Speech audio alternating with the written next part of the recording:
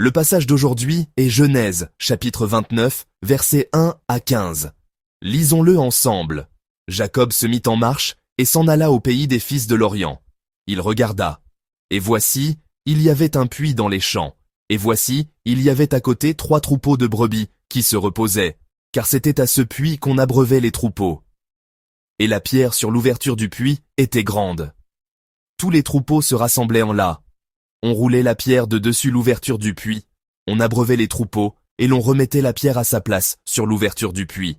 Jacob dit aux bergers, « Mes frères, d'où êtes-vous » Ils répondirent, « Nous sommes de Charan. » Il leur dit, « Connaissez-vous Laban, fils de Nachor » Ils répondirent, « Nous le connaissons. » Il leur dit, « Est-il en bonne santé » Ils répondirent, « Il est en bonne santé. Et voici Rachel, sa fille, qui vient avec le troupeau. » Il dit, « Voici, il est encore grand jour, et il n'est pas temps de rassembler les troupeaux. Abreuvez les brebis, puis allez, et faites-les paître. » Ils répondirent, « Nous ne le pouvons pas, jusqu'à ce que tous les troupeaux soient rassemblés. » C'est alors qu'on roule la pierre de dessus l'ouverture du puits, et qu'on abreuve les brebis. Comme il leur parlait encore, survint Rachel avec le troupeau de son père, car elle était bergère. Lorsque Jacob vit Rachel, fille de Laban, frère de sa mère, et le troupeau de Laban, frère de sa mère, il s'approcha, roula la pierre de dessus l'ouverture du puits, et abreuva le troupeau de Laban, frère de sa mère. Et Jacob baisa Rachel, il éleva la voix et pleura. Jacob apprit à Rachel qu'il était parent de son père, qu'il était fils de Rebecca, et elle courut l'annoncer à son père. Dès que Laban eut entendu parler de Jacob, fils de sa sœur, il courut au-devant de lui, il l'embrassa et le baisa, et il le fit venir dans sa maison. Jacob raconta à Laban toutes ces choses, et Laban lui dit, « Certainement, tu es mon os et ma chair. » Jacob demeura 1 mois chez Laban, puis Laban dit à Jacob, « Parce que tu es mon parent, me serviras-tu pour rien? Dis-moi quel sera ton salaire. » Amen. Dans la vie, chacun rencontre des crises. Parfois, on éprouve de la frustration, mais selon la manière dont on réagit au problème, cela peut devenir un tournant dans la vie. Le passage d'aujourd'hui est un exemple de leçon de vie à ce sujet. Le personnage de cet exemple est Jacob. La Genèse consacre une part relativement longue à l'histoire de Jacob.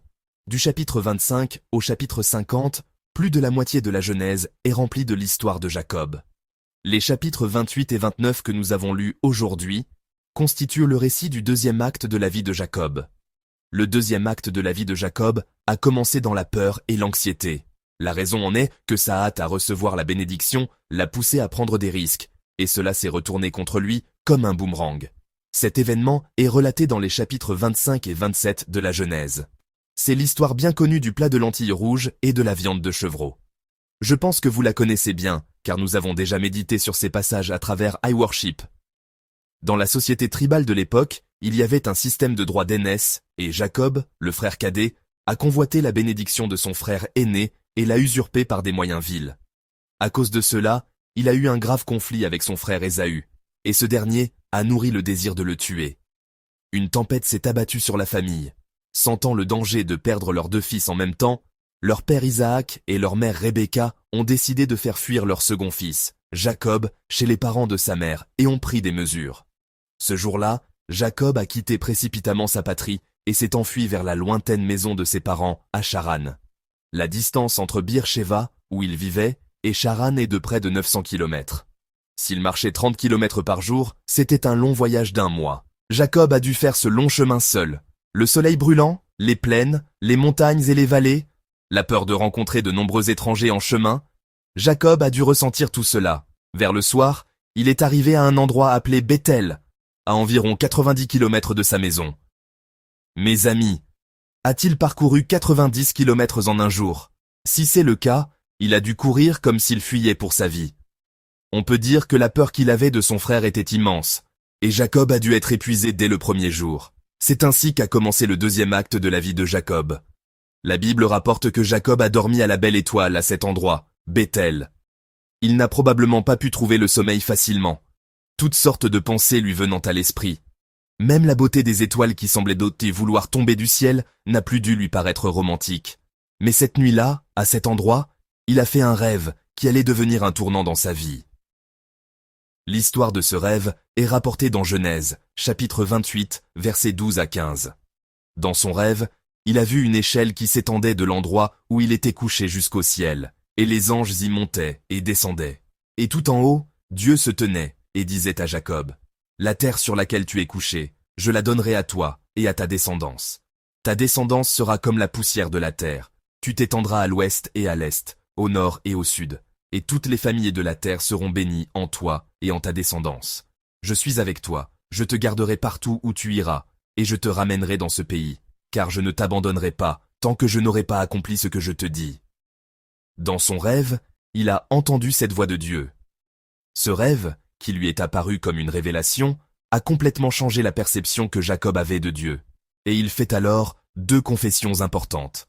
La première est « C'est certain, l'Éternel est dans ce lieu, et je ne le savais pas. » Chers frères et sœurs, c'est une confession extraordinaire, car la plupart des doutes de la foi naissent ici.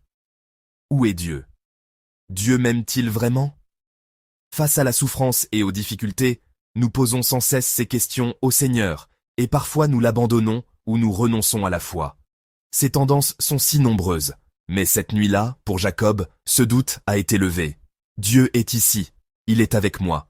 Où que j'aille, Dieu me protégera, me guidera et ne m'abandonnera pas, alors Dieu m'aime vraiment. Un flot d'émotions a dû le submerger, bien que beaucoup de gens le considéraient comme un fardeau et évitaient de s'approcher de lui. Dieu n'a pas fait de même. Non seulement il l'a accepté tel qu'il était, mais il lui a promis « Je serai avec toi jusqu'à la fin ». Face à cet amour infini de Dieu, Jacob a été bouleversé. C'est pourquoi il confesse « Je ne savais pas que Dieu était ici, que Dieu était avec moi, qu'il m'aimait ainsi. » Et il fait une autre confession. Il a confessé « C'est ici la maison de Dieu, c'est ici la porte du ciel. » Bien-aimé, où peut-on trouver un tel mystère? Comment le désert peut-il être la maison de Dieu? Il a confessé que le désert était la maison de Dieu. C'est dire à quel point il a ressenti fortement la présence de Dieu. Bien qu'il ait dormi à la belle étoile dans le désert, c'est là qu'il a ressenti une paix et un repos véritable. Il s'est senti en sécurité, comme s'il se trouvait dans la maison même de Dieu. Et il confesse encore, c'est ici la porte du ciel. Cela signifie que c'est un lieu qui communique avec le ciel.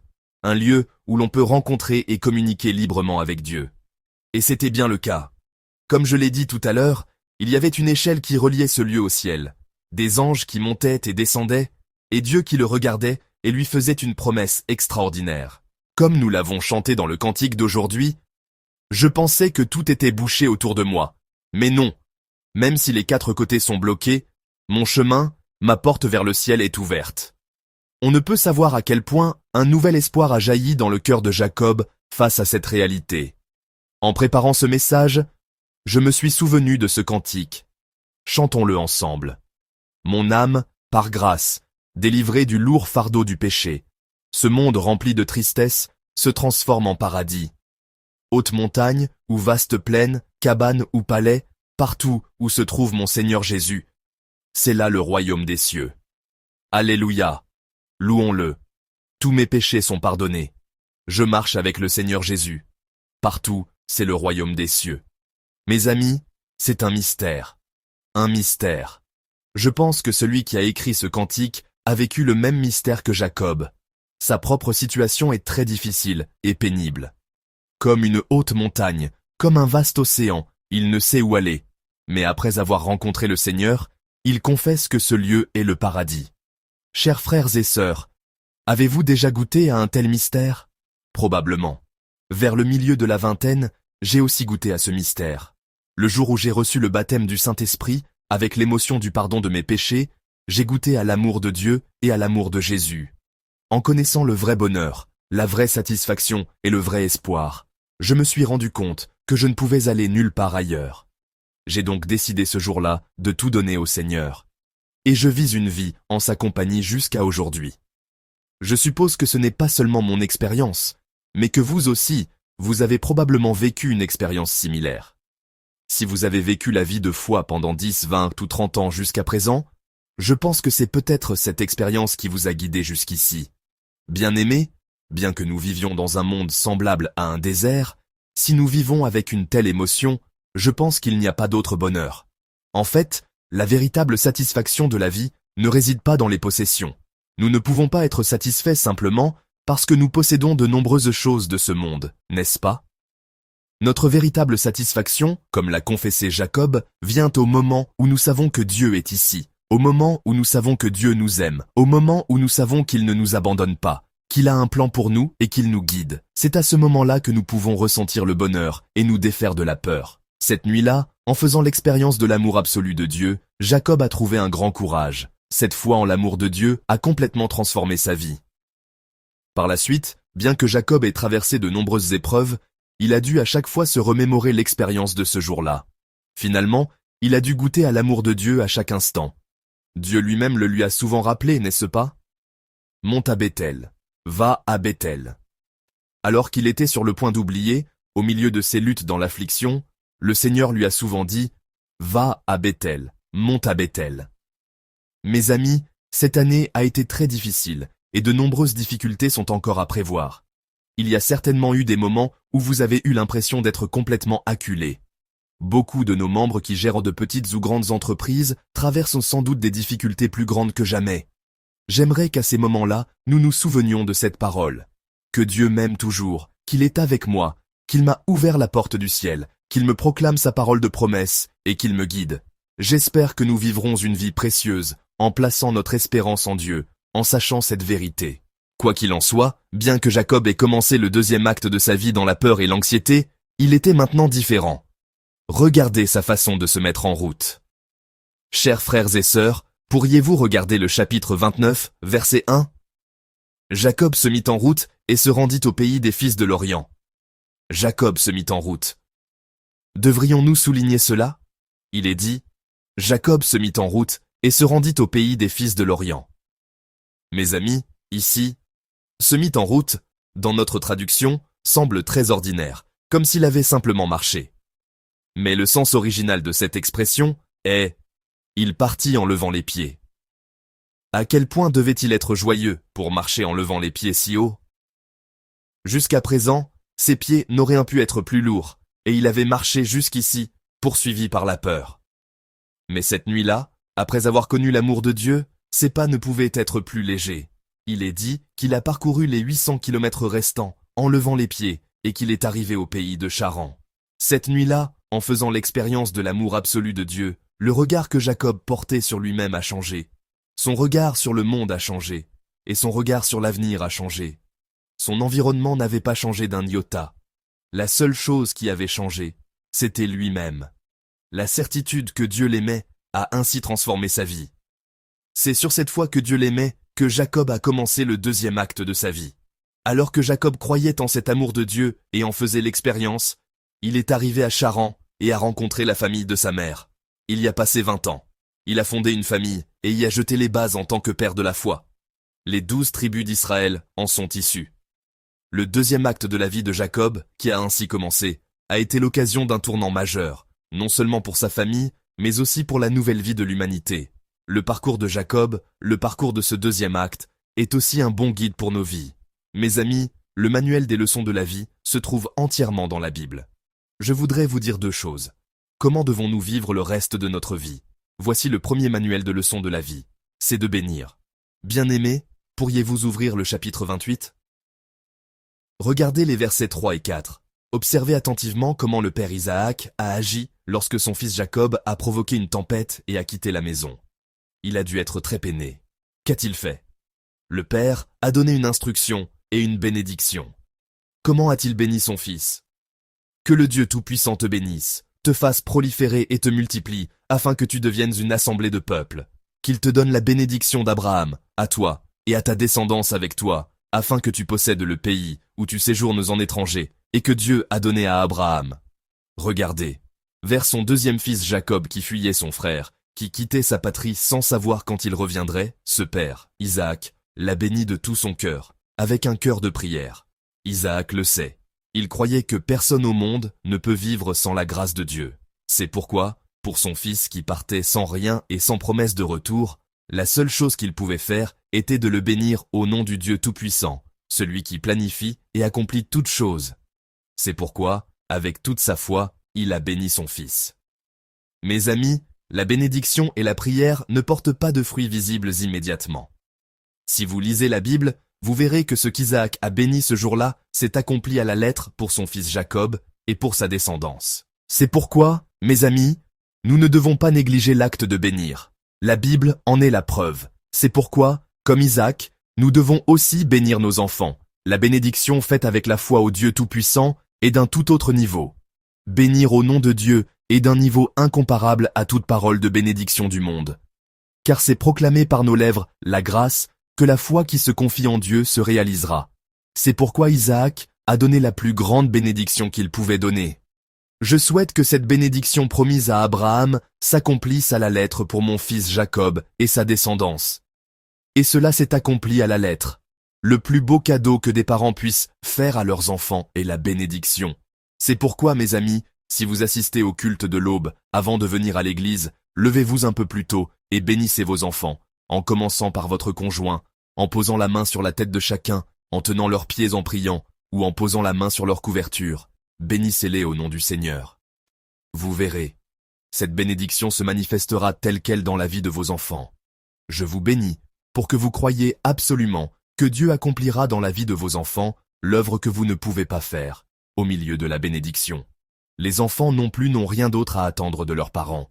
Bénissez-moi, s'agenouiller aux pieds de ses parents et demander « Bénis-moi », incliner la tête, je pense que c'est la plus grande bénédiction qu'un enfant puisse recevoir de ses parents.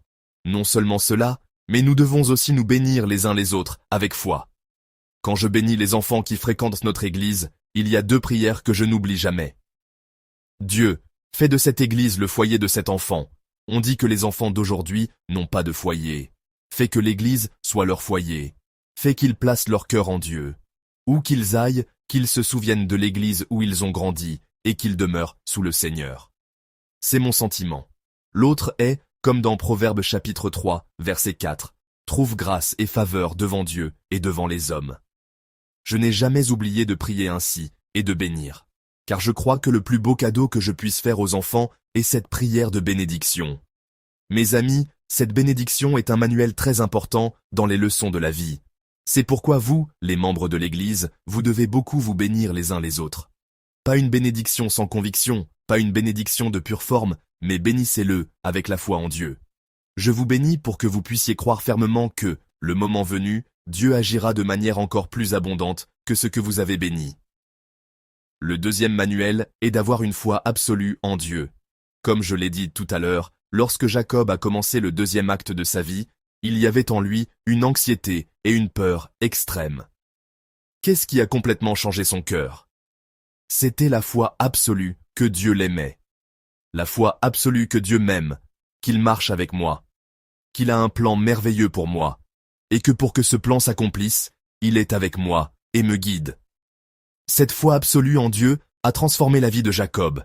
N'est-ce pas par cette foi que même sa démarche a changé? Mes amis, imaginez un instant ce Jacob qui a parcouru 800 kilomètres en levant les pieds avec entrain. Bien que rien n'ait changé dans son environnement, après avoir connu l'amour de Dieu, un tel espoir est né en lui. Il a pu se défaire de l'anxiété concernant l'avenir. Bien qu'il ne voie personne, il a pu regarder sa propre vie avec joie et gratitude. La vie est une question d'interprétation. Après avoir connu l'amour de Dieu, l'interprétation de la vie est devenue très simple. Que pensera Dieu de cette affaire? Quel est le plan de Dieu pour moi? Comment Dieu accomplira-t-il cela avec amour? C'était très simple. Si l'on pense à telle ou telle personne, à telle ou telle chose, la vie est compliquée, mais Jacob est devenu très simple. La vie est une question d'interprétation. Comment l'interprétons-nous? C'est ce qui est important. L'interprétation faite en pensant à Dieu, sur la base de la Sainte Parole, en pensant à l'amour de Dieu. C'est cela la vraie interprétation. Et je crois qu'il en sera ainsi. Mes amis, vous ne savez pas à quel point il est important de savoir que Dieu vous aime. C'est un axe majeur de la vie. C'est ce qui nous lie fortement à Dieu. C'est pourquoi nous devons chanter chaque jour, le chant que Dieu m'aime. Et ensuite, aller méditer la parole et se proclamer chaque jour à chaque partie de son être. Dieu m'aime. Il a un plan merveilleux pour moi, et pour accomplir ce plan à travers moi, il est avec moi et me guide. Au début de l'année, un membre de l'église m'a contacté pour déjeuner ensemble. C'est un membre qui s'est inscrit dans notre église en 2004, donc il y a une vingtaine d'années. Il dirige maintenant une entreprise prospère Mais à l'époque, en raison de diverses circonstances, il avait déménagé dans cette région, et sa vie était très pauvre et difficile. Mais maintenant, 20 ans plus tard, il dit qu'il a beaucoup de raisons d'être reconnaissant envers le Seigneur. Et il me raconte ceci.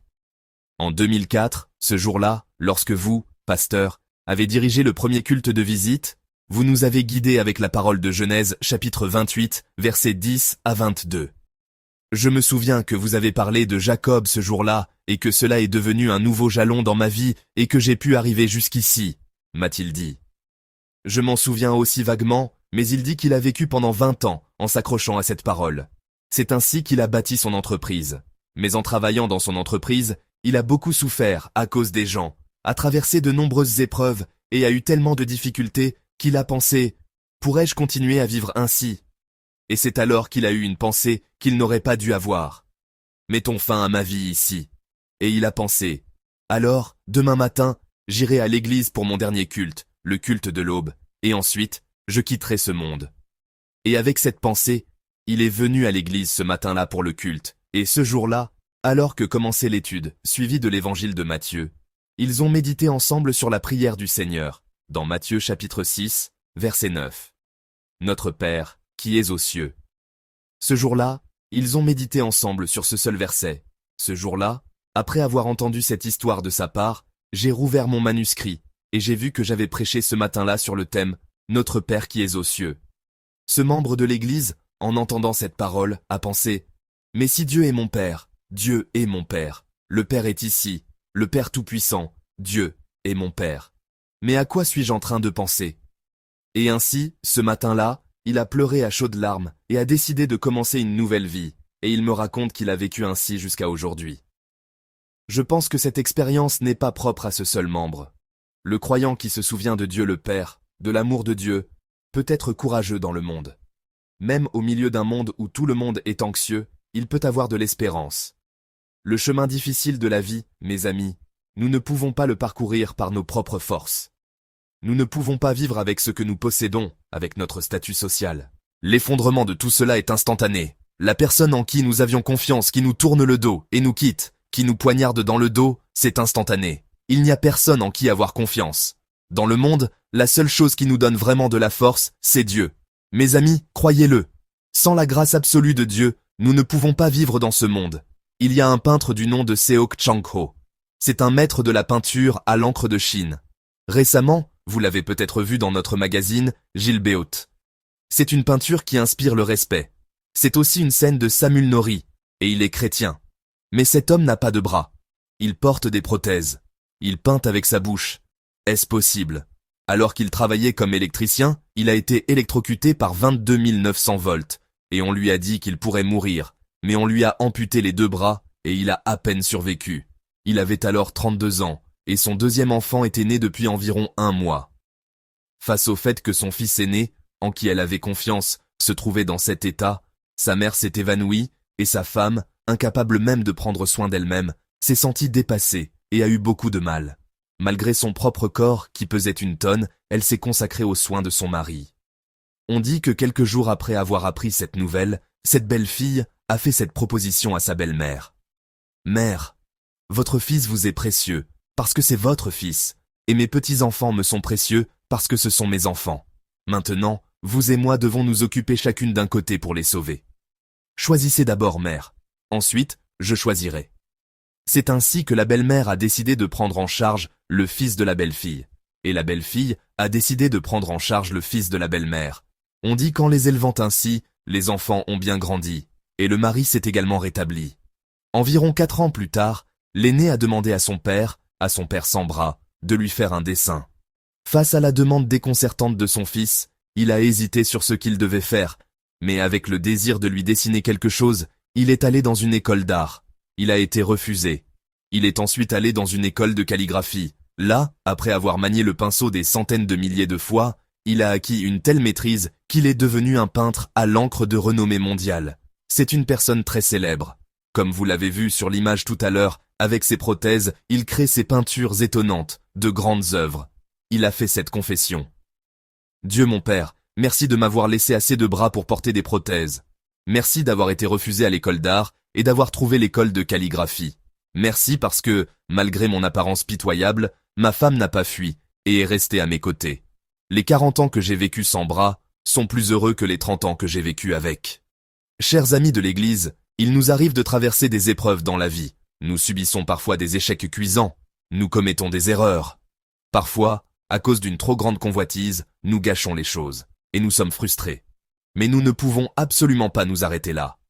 À travers la parole de Dieu, qui nous parle aujourd'hui par Jacob, nous devons nous aussi nous préparer pour le deuxième acte de notre vie, pour un nouveau troisième acte. C'est pourquoi aujourd'hui, le Seigneur nous donne une leçon de vie, à travers sa parole, à travers Jacob. Le Seigneur nous dit, « Crois en mon amour absolu. J'ai pour toi un plan que même toi tu n'as pas prévu. Je ne t'abandonnerai pas. Je suis avec toi. Je te guiderai jusqu'à ce que j'accomplisse cette œuvre. » Avec cela, avance vers le prochain chapitre. Ne nous décourageons pas de n'avoir rien. Nous avons Dieu. Et même si nous sommes cernés de toutes parts, la porte du ciel est ouverte pour nous. Nous avons le pouvoir de prier et de bénir au nom du Seigneur. Jacob l'a eu aussi. C'est pourquoi sa crise est devenue un tournant dans sa vie. Et d'un simple chef de famille, d'un ancien d'un clan, il est devenu une figure historique qui a ouvert un nouvel horizon au monde, comme le dit la Bible.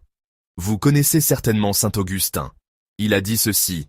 « Confie ton passé raté à la miséricorde de Dieu, ton présent incertain à l'amour de Dieu, et ton avenir incertain à la providence de Dieu. » J'ai vu qu'il avait dit cela. Chers amis, n'oublions pas les gens. Croyons en Dieu. Si vous avez été déçus, blessés et en difficulté à cause des gens, j'espère que vous le recevrez comme la merveilleuse providence de Dieu qui nous guide à ne regarder qu'à Dieu, sans haine ni tristesse, et que vous pourrez vivre une belle vie en vous attachant au Seigneur et en marchant avec lui. Chers amis, n'abandonnons pas, battons-nous. Les 6 mois qui restent et la nouvelle année, confions-nous au Seigneur, et, comme Jacob, vivons dans l'espérance. Mes amis, c'est difficile, n'est-ce pas? Tout le monde dit que c'est difficile. C'est vraiment difficile. On le sent à fleur de peau. Et à cause de cela, avez-vous blâmé Dieu? Avez-vous pensé à mourir? N'avez-vous pas eu de mauvaises pensées, comme cesser de croire en Dieu? N'êtes-vous pas venu à l'église, mais toujours avec des plaintes et des récriminations dans le cœur? Vous êtes-vous senti blessé parce que cette personne ne vous a pas aidé? N'avez-vous jamais blâmé vos parents de ne rien avoir hérité d'eux, de vos ancêtres, le Dieu qui a créé les cieux et la terre est notre Père? Isaac n'avait rien à donner à son fils gâté, mais devant Dieu, il l'a béni abondamment. Il lui a donné la bénédiction qu'il pouvait donner. Bien que ce ne fût pas visible immédiatement, Dieu était à l'œuvre. Il a agi, et il l'a utilisé comme un canal pour accomplir son œuvre merveilleuse à travers lui. Nous ne savons pas encore. Ce n'est pas encore la fin. Croyons en notre Dieu. En ce moment, croyons vraiment et prions. Et si nous prions à voix haute pendant environ 2 minutes, prions ensemble. Dieu miséricordieux, notre Père, merci. Donne-nous la foi de Jacob. Nous sommes découragés par ceux qui nous ont quittés, qui nous ont tourné le dos. Père, mon Père Dieu, je veux me souvenir que seul toi, Dieu, es avec moi. Et en méditant ta sainte parole, je veux voir ce Dieu merveilleux et miséricordieux que tu nous promets. Nous voyons les œuvres merveilleuses du Seigneur, qui a pu relever quelqu'un comme Jacob, et qui l'a utilisé, lui dont la seule raison de vivre était de sauver sa propre peau, comme un canal pour changer le cours de l'histoire. En réalisant à nouveau que c'est Dieu qui dirige nos vies, le monde, nous avons une nouvelle espérance. Dieu, merci de nous donner un manuel de vie à travers ta précieuse parole. Fais que nous ne nous plaignions plus du monde, ni des gens, mais que nous ne regardions qu'au Seigneur, et qu'avec la foi au Seigneur, nous fassions les choses que nous pouvons faire. Ne nous plaignons pas de n'avoir rien reçu de nos parents, mais comme le Dieu puissant est avec nous, nous voulons bénir et proclamer en ton saint nom. Accorde-nous ta grâce pour que nous puissions tous expérimenter ta faveur, qui ne cesse jamais, dans nos vies et dans celles de nos descendants, de génération en génération. Nous prions au nom de notre Seigneur Jésus-Christ. Amen.